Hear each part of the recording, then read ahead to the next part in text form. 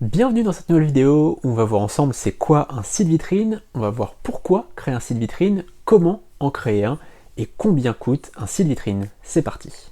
Qu'est-ce qu'un site vitrine? C'est un site qui va présenter trois choses. D'abord votre entreprise, donc l'année de création, la zone d'intervention, les certifications, etc. Ensuite votre offre, les produits, les services et les formations que vous vendez. En fait, tout ce que vous proposez à vos clients, vous allez le présenter sur votre site vitrine. Et enfin, la troisième chose, c'est votre équipe. Vous allez vous présenter, vous et vos salariés, en fait, donner une touche humaine à votre site pour que les gens comprennent bien qu'il y a quelqu'un derrière, qu'il y a des humains derrière, que ce soit vous, que ce soit vos salariés. En fait, on va humaniser tout ça, apporter vraiment une touche d'humain, et c'est pas seulement un site, c'est pas seulement une entreprise, c'est vraiment des gens qui sont derrière. Le site vitrine, il n'a pas vocation à faire de la vente en ligne. Il faut bien distinguer les deux. Site vitrine et boutique en ligne. Je vous mets d'ailleurs le lien juste en dessous vers une autre vidéo que j'ai faite sur la boutique en ligne où je vous présente tout ça. Mais là vraiment, le site vitrine, c'est une sorte d'agence en ligne. C'est comme si c'était une vitrine que vous aviez dans une ville, dans un village, où les gens rentreraient pour en savoir plus sur vos produits, sur vos services, sur vos formations, bref, sur votre offre, sur votre équipe, sur comment vous travaillez. Et en fait, tout ça, on va y répondre sur un site vitrine. On va essayer d'apporter un maximum de connaissances sur notre entreprise. Ça va permettre aux gens de mieux connaître notre façon de travailler, nos produits, etc.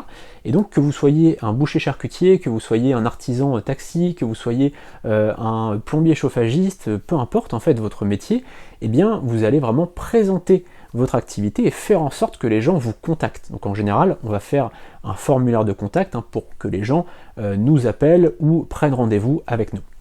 Pourquoi créer un site vitrine ? Imaginons la situation suivante. Vous êtes un particulier, en semaine, on est un soir, il est 19h, et vous avez le projet de créer une véranda. Vous habitez à La Rochelle, qu'est-ce que vous allez faire? Vous allez aller sur Google et vous allez taper véranda La Rochelle. C'est aussi simple que ça.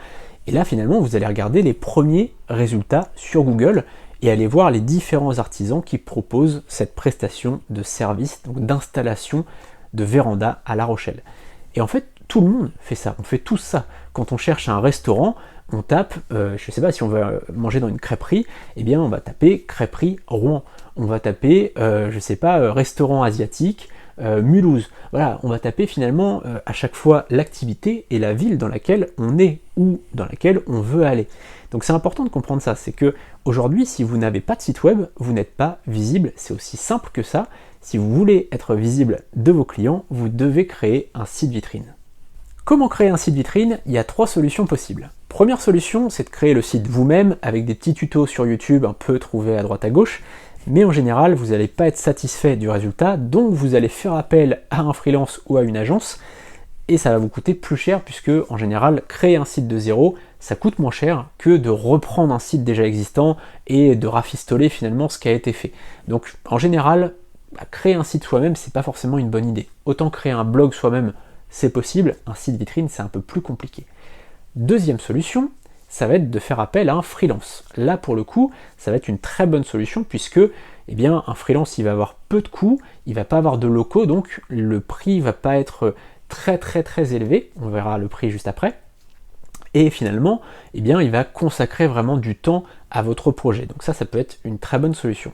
Troisième solution, faire appel à une agence, mais là, en général, les prix vont s'envoler puisque dans les agences, finalement, il va y avoir déjà des personnes qui sont entre guillemets improductives. Alors, c'est pas du tout péjoratif quand je dis ça, mais il va y avoir un comptable, il va y avoir un secrétaire, il va y avoir des personnes, bref, qui vont prendre un salaire forcément, et puis qui vont pas être là en train de travailler sur votre projet. Donc finalement, ça fait tout de suite gonfler les prix. Et puis forcément, une agence, elle a des locaux, elle a d'autres types de dépenses, et donc forcément, les prix vont être à peu près 2 fois plus chers qu'un freelance. Donc forcément, il faut s'attendre à ce type de prix.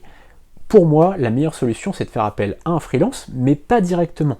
C'est-à-dire que vous pourriez aussi aller sur LinkedIn et trouver un freelance directement. Le risque de ça, c'est que y a parfois des freelances qui sont mal intentionnés, ça peut arriver, et qui du coup ne font pas les travaux et qui partent avec l'argent. Ça peut arriver, ça arrive tous les jours malheureusement.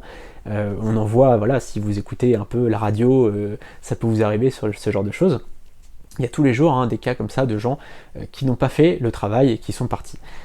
À la place de ça, vous pouvez faire appel, ou plutôt utiliser les plateformes de freelance. Je vous ai mis le lien d'une plateforme de freelance qu'on a créée avec ma compagne qui s'appelle befreelancer.com, je vous ai mis le lien dans la description, et qui prend les meilleurs freelances finalement. On trie les meilleurs freelances, on accueille ces freelances, ils font un tarif qui est respectueux du client et qui est respectueux de leur travail. Donc c'est pas des prix à 300 € le site forcément, mais c'est un prix qui va être à la fois respectueux de leur travail et respectueux du client.